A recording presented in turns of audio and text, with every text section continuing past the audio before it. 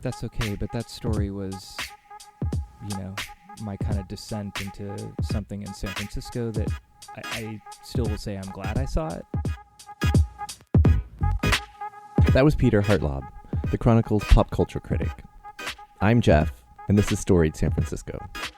In the last episode, Peter told us some of the background leading up to his involvement with the San Francisco Medical Examiner's Office back in 1999. In today's episode, part 2 of 3, Peter will experience something a little bit different. Here's Peter. And then Graham, who, again, was just a kind soul, was, telling me, you haven't seen the worst of it. And he could tell I was straining. And I told him, I was like, I feel like I need to. I feel like I need to do this story and to know what you guys go through. To see the worst? To see the worst. I want to see the worst. Mm-hmm. And we discussed it like, I wouldn't say it was quite tearfully, but it was an emotional exchange. I was getting to really like him and, understand him and admire him and see him as a person who was doing what he was doing for reasons beyond, a paycheck. Like right. it was a calling, and I felt like I needed to see what he sees. So several cases into this, he said, okay, we're going to start paging you. And we had a code. It wasn't 911, but it was something less dramatic. And I remember the first one coming up, and I was like scared. I mean, it was almost like the pager I was expecting it. It was like Pavlovian. Like I'm sure my heart rate started jumping when it. Do you remember where you were, what you were doing? Yeah, I was living in the Haight at the time, and upper or lower? Upper Haight, okay. And I, was single and starting to date my wife, but not my current wife, but single and not pretty unattached. I mean, I could answer a pager when it went off. Right. And I called him. And were the codes specific, or was it just like... No, it was just like, call me, and there's some stuff going down. Right. Can I swear? Absolutely. Okay, there's some shit going down. Okay. That was the verbatim Stuff quote. Going down does not, No, it doesn't medical examiner embodies. Right. It was shit going down. Yeah. So he called me, and I remember, like, getting in my car, like, thinking of 50 different excuses not to do it. But I'm like, all right, I'm going to go out. But not specifically yet knowing exactly what it was. No. He's just like, come out. And I called him, and he had a real grape, come out to, this address.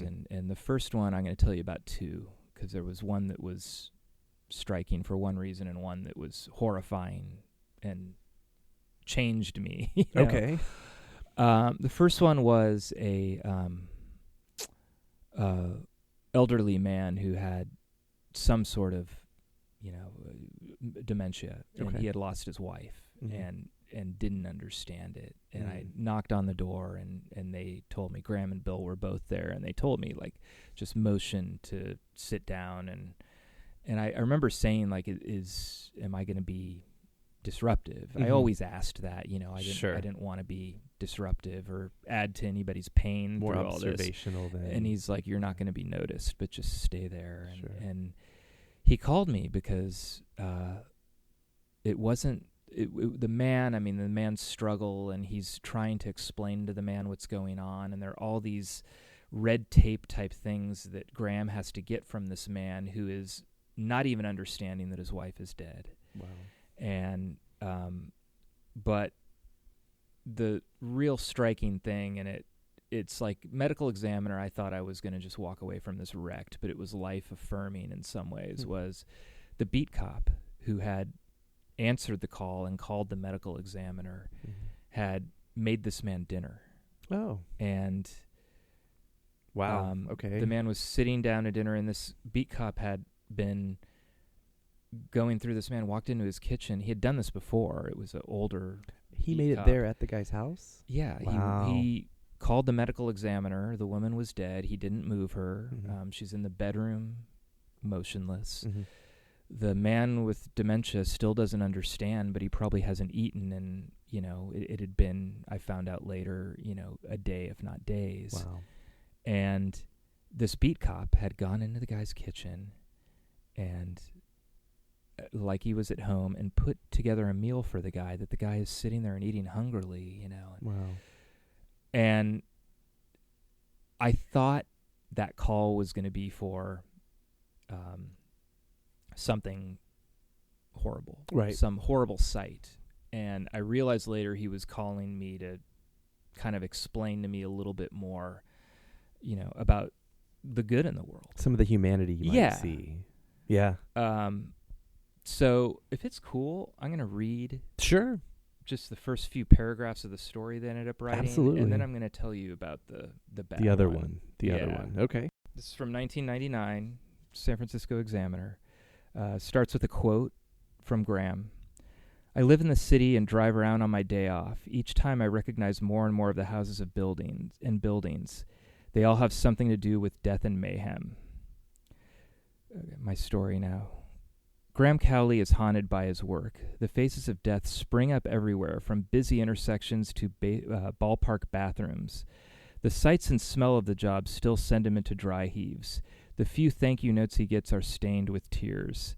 I was 29. I was a little bit flowery in my prose, but those who that's on your editor. That's on my editor. They got to rein me in. Rein in 29-year-old Peter Hartlaub. That's good stuff.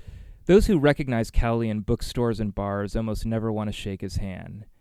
They're more likely to turn away in a flood of horrifying memories. People will never forget you. They'll even remember your face, Cowley says. You'll get a kid looking up to you like you're the big bad wolf coming to take another one of their loved ones away. There are approximately 2,100 police officers and 1,600 firefighters in San Francisco. Serving the same population are Cowley and 12 other investigators in the San Francisco Medical Examiner's Office. The portion of their job the public sees, retrieving the dead, is actually the easy part.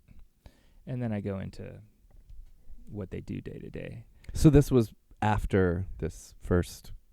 Yeah, this is my story. The older guy with dementia. Yeah, and that ended up being kind of the end of my story, and him talking about what he did when he went home that day, and went home and drank some tea and got ready for the next day.